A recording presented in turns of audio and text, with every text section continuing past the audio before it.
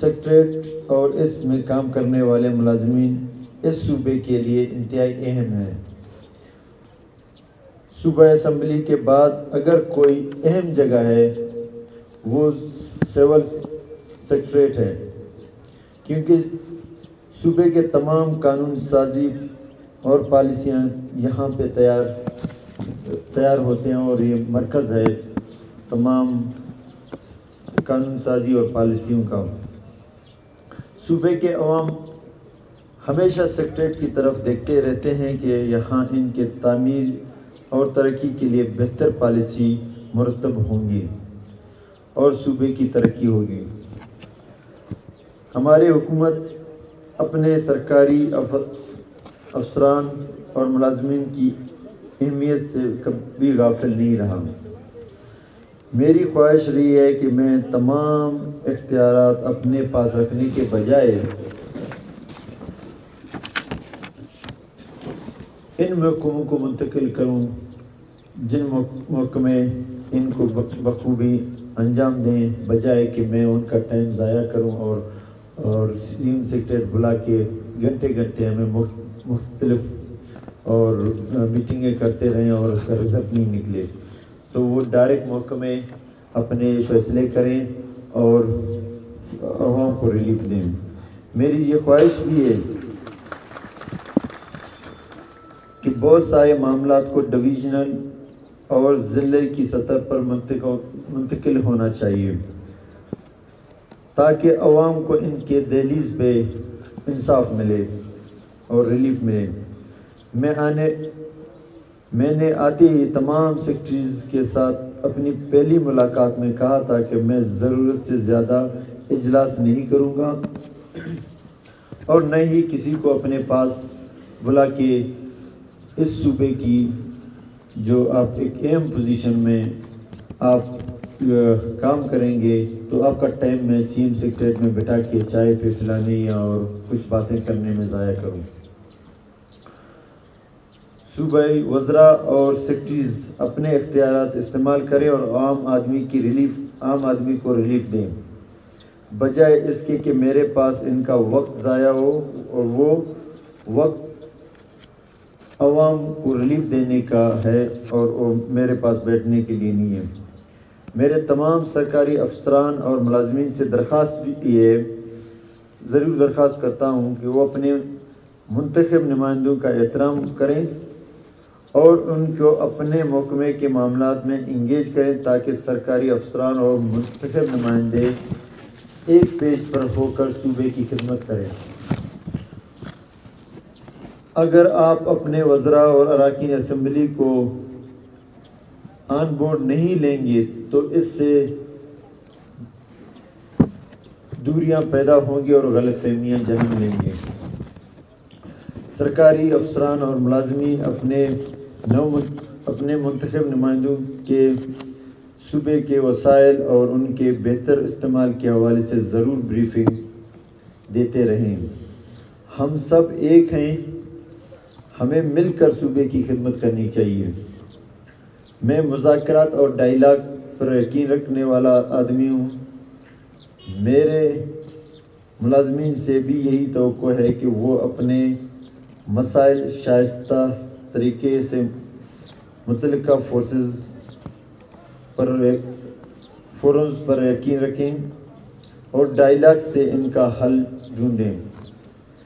آپ ہمارے معاشرے کے پڑھے لکھے طبقے ہیں۔ جب آپ لوگ بھی احتجاج اور وہ طریقہ اختیار کرتے ہیں جن سے عوام کو تکلیف ہو، اور پھر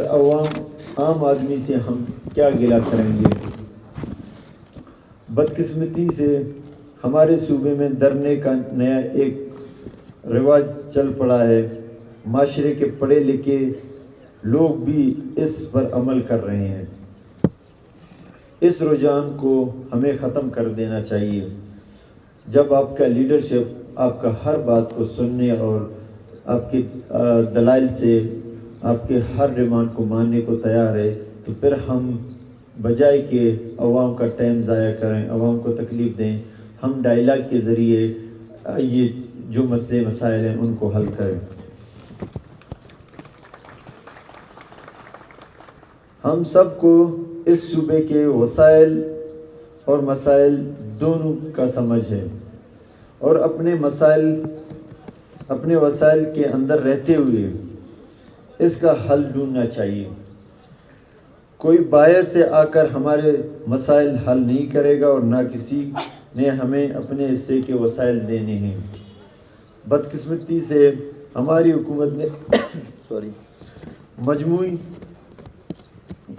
طور پر صوبے کی بہتری کے لیے کام نہیں کیا۔ ہر کسی نے اپنے اپنے علاقے کو ترجیح دی جس سے صوبے کو نقصان ہوا۔ میری ذاتی خواہش ہے کہ ہماری حکومت کی کوشش بھی یہ ہوگی کہ ہم بجائے اپنے صوبے کے ضلع اور علاقوں میں تقسیم کریں، ہم پورے صوبے کو اپنا حلقہ سمجھیں اور اس کو مل جل کر اس کی ترقی میں کردار ادا کریں۔ آخر میں ان تمام افسران کے نو منتخب نمائندوں کو مبارکباد پیش کرتا ہوں۔ امید رکھتا ہوں کہ ان کی لیڈرشپ میں ہم ایک نئے دور میں شامل ہوں گے اور بلوچستان اور ملازمین کی ترقی اور ان کی فلاح بہبود کے لیے کام کریں گے۔ کچھ ایسے چیزیں ہیں جو میں آپ کو گوشت گزار آپ کا سپاس نامہ بھی مجھے ملا ہے، اس میں میرے خیال میں ہم بیٹھ کے جو بھی اس میں بہتر کر سکتے ہیں ہم بہتر کریں۔ لیکن آپ کو بھی پتہ ہے کہ آپ اس صوبے میں ہیں، وسائل تو بہت ہیں لیکن زمین میں دبے ہوئے ہیں اور مسائل ہمارے بہت زیادہ ہیں۔ آپ جب بھی کوئی ڈیمانڈ کریں تو ساتھ ساتھ کوئٹہ میں رہنے والے باقی ملازمین کو بھی کمپیئر کریں، کیا آپ ان سے بہتر مراد لے رہے ہیں تو ان کا بھی حق بنتا ہے۔ تو ایسا ہمیں مراد دینے میں کوئی مسئلہ نہیں ہے۔ جس تنخواہوں پہ آپ کام کر رہے ہیں دنیا میں ان تنخواہوں پہ کوئی کام کر بھی نہیں سکتا ہے، لیکن ہمارے پاس اتنے وسائل نہیں ہیں، اتنے ہم فائنینشلی ساؤنڈ نہیں ہیں کہ ہم آپ کی جو جائز مطالبات ہیں ان کو بھی پورا کر سکیں۔ لیکن سو قائم کہ آپ لوگ الحمدللہ پڑھے لکھے اور قانون سازی بھی آپ سب کرتے ہیں اور سارے چیزیں آپ ان سیکٹر سے نکلتے ہیں، اپنے لیے بھی سوچتے ہیں، تو پھر گورنمنٹ کا بھی سوچیں کہ اگر ہم نے یہ ڈیمانڈ کیا تو یہ ڈیمانڈ باقی بھی سرکاری ملازمین جو ڈسٹرکوں میں ہیں، ڈویژن میں ہیں یا کوئٹہ میں باقی ڈائریکٹریٹ ہیں، ان کے پاس یہ مراد ہیں، اگر وہ نکلیں گے تو بلوچستان کی فائنینس پہ کتنا بوجھ پڑے گا۔ میں انشاءاللہ ہر قسم کی آپ کے ساتھ تعاون کے لیے تیار ہوں، جو بھی آپ کے جائز کام ہوں گے، اور مجھے پتہ ناجائز تو آپ مانگیں گے نہیں کیونکہ سب کچھ آپ کی اختیاری آپ کے پاس ہے، کیا آپ مانگیں گے۔ ایک خوشخبری والی بات میں بتاتا چلوں، اللہ نے شاید یہ گورنمنٹ چینج کا وجہ یہی بنا، مجھے تو خوابوں میں پتہ نہیں تھا، جب میں گورنمنٹ 2 دفعہ بھی گورنمنٹ چینج کرنا پڑا، مجھے پتہ نہیں اچھا کیا برا کیا، لیکن ہم اپنے اس پہ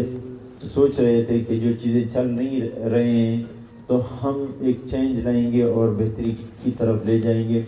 اللہ کرے ہم تمام لوگوں سے دعا ہے کہ اللہ تعالیٰ ہمیں مدد کریں، آپ بھی دعا کریں کہ اللہ تعالیٰ ہم سے اچھے کام لیں۔ جب میں آیا تو مجھے پتہ چلا کہ ریکودک فائنل اسٹیج پہ ہے، جیسے آپ کو پتہ ہے کہ ریکودک ایک اہم بلوچستان کا اثاثہ ہے اور گیٹ وے ہے پوری دنیا کے لیے، انویسٹروں کے لیے۔ 10 سال 12 سال سے وہ بند پڑا ہوا تھا، انٹرنیشنل کورٹس میں گئے، وہاں پہ ہم کیس ہار گئے، جب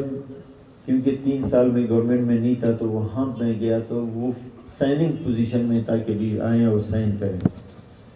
میں نے کہا تو میں تو کل آیا ہوں، مجھے تو پتہ ہی نہیں ہے کہ ریکودک میں ہے کیا ہے اور ہمارے لیے کیا ہے۔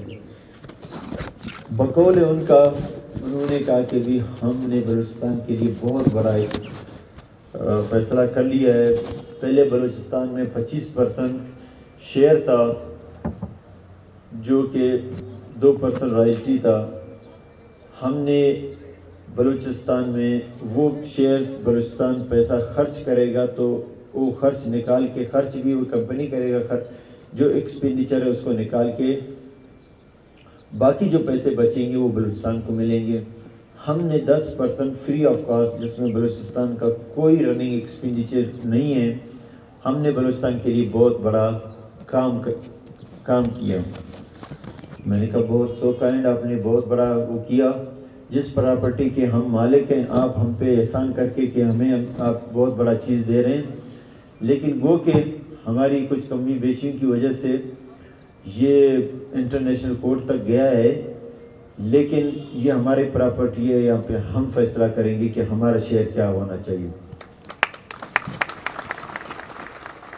تو ہم نے ڈائریکٹ ہی، میں نے کہا جو 25% پہلے ہم اس چیز کے لیے رو رہے تھے کہ ہم اس چیز کے لیے کہ جو ایگریمنٹ ہوا وہ ایگریمنٹ خراب ہے۔ آج بھی آپ سمجھتے ہیں کہ سر ایگریمنٹ سائن کرنا ہے اور پروجیکٹ کو نہیں چلانا ہے تو آئیں میں دستخط کر لیتا ہوں، اگر پروجیکٹ چلانا ہے تو پھر حق اور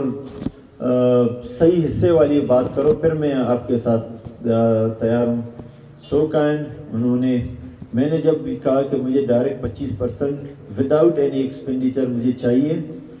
رائلٹی کے 5% CSR کے مد میں اور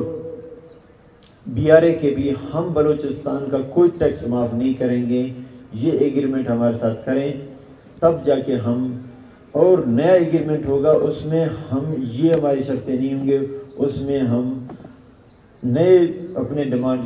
کے ساتھ جائیں گے۔ یہ 100 اسکوائر کلومیٹر ہے، اس پہ یہ بات ہوگی جو کہ آلریڈی آپ لوگوں نے فیصلہ کر چکے ہو، آپ کو پتہ ہے کہ آپ کے اثاثے باہر ملکوں میں بک رہے ہیں، نیلام ہو رہے ہیں، تو ہم اس چیز کے لیے آپ کے ساتھ ہیں، فیڈرل گورنمنٹ کے ساتھ ہیں، لیکن نئے ایگریمنٹ میں ہم 25% والی ہماری کہانی نہیں، کیونکہ بلوچستان کا اگر ہم سائر وسائل کا دفاع نہیں کریں، میرے خیال میں ہم بلوچستان کے فرزند ہونے کے لائق نہیں ہیں۔ تو انہوں نے جو مجھے کہا کہ پہلے جو لوگ تھے انہوں نے 10% کو خوشی سے قبول کیا، میں نے کہا وہ ان کی اپنی مرضی ہو، میں غریب گھرانے کا ہوں، مجھے اس طبقے سے نکل کے آیا ہوں، میں یہ برداشت نہیں کر سکوں گا کہ لوگ مجھے 400 سال بعد بھی گالیاں دیں کہ بلوچستان کی وسائل کو بیچ کے آئے ہیں۔ مجھے 25% اس نے کہا نہیں، 10% کے بجائے 15 20 آپ 25 ڈائریکٹ پہ لے جا رہے ہیں اور رائلٹی ملا کے آپ 40% پہ آپ کا شیئر بنتا ہے۔ تو سو کائنڈ فیڈرل گورنمنٹ کے پرائم منسٹر صاحب کا، شوکت ترین صاحب کا اور وہ ادارے جو اس میں کام کر رہے تھے، اور اس کیونکہ یہ ایسا مسئلہ تھا کہ 11 ارب ڈالر کا جو پلنٹی لگا ہوا تھا، نہ بلوچستان کی بس کی بات تھا، نہ فیڈرل گورنمنٹ کی یہ کیپیسٹی میں تھا، تو انہوں نے بات چیت کے ذریعے اس چیز میں تمام آرمی کے لوگ، آرمی چیف سب انوالو ہو گئے کہ اس مسئلے کو حل کریں۔ تو سو کائنڈ 10% ہمیں فری ملے اور 15% جو ہمیں فیڈرل گورنمنٹ کو میں نے کہا کہ آپ خرید کے ہمیں دے دیں اور ایکسپینڈیچر بھی آپ کریں گے، رننگ ایکسپینڈیچر بھی ہمارا نہیں ہوگا۔ تو الحمدللہ انہوں نے اس بات کو مانا اور بلوچستان کے لیے بہت بڑا اور اچھا فیصلہ ہوا۔ میں اپنی گورنمنٹ کو اور کیبنٹ کا مشکور ہوں کہ انہوں نے مجھے اختیار دیا، میں اس بات کو آگے لے گیا، اور یہ ایک تاریخی فیصلہ میں سمجھتا ہوں کہ ہاں سیاسی باتیں ہر ایک کو حق ہے، ہم کہتے ہیں 100% بھی ہمارا ہونا چاہیے، 200% بھی ہمارا ہونا چاہیے۔ اگر کوئی کمپنی آتا ہے 10 ارب ڈالر، میرے خیال پاکستان کی تاریخ کا سب سے بڑا انویسٹ ہے جو کہ بلوچستان میں لگنے جا رہا ہے، یہ مطلب پاکستان میں کبھی بھی اتنا بڑا پروجیکٹ نہیں آیا، یہ بھی بلوچستان کی وجہ سے پاکستان کو یہ اعزاز حاصل ہے کہ اتنا بڑا، اور ریکوردک آگے چل کے دنیا کا سب سے بڑا گولڈ اور مائنز کا وہ مائنز ہے، اور یہ بھی ہمیں اعزاز حاصل ہے کہ اور الحمدللہ اتنا بیرک گولڈ کمپنی جو ہے اس کا پریزیڈنٹ کا پاکستان آنا اور بلوچستان آنا، یہ ایک بات بہت بڑی بات ہے، اور یہ ہمارے لیے، کیونکہ اس کے آنے سے پورے دنیا کی نظریں بلوچستان کی طرف ہوں گی، اور انشاءاللہ اگر ہم بلوچستان کی وسائل کا صحیح حصے بلوچستان کے عوام کی لیے لیں اور یہ پروجیکٹوں کو چلنے دیں، ان کو سیاست کی نظر نہیں کریں، اور جب انویسٹر آئیں گے تو بلوچستان ترقی کرے گا۔ ہمارے پاس اتنے پیسے نہیں ہیں۔ میں اپنے تمام دوستوں کا اس فورم کے توسط سے، تمام لیڈرشپ کا، میں ایک بات بتاؤں کہ میں سمجھتا ہوں کہ جو بھی بلوچستان کے فیصلے ہوں اس کو ہم بند کمروں میں کے بجائے اوپن فورم میں اپنے جتنے دانشور ہیں، جتنے ہمارے ایکسپرٹس ہیں، ان کے رائے لیں، اور جو منتخب نمائندے ہیں ان کو ضرور ان کے سامنے رکھیں، ان کو بتا دیں کہ یہ مسئلے ہیں اور یہ ہمارے لیے اچیومنٹ ہوئے ہیں۔ تو میرے خیال میں بلوچستان کی تاریخ میں پہلی دفعہ ایسا ہوا ہے کہ کسی بھی ایسے سینسٹیو پروجیکٹ کو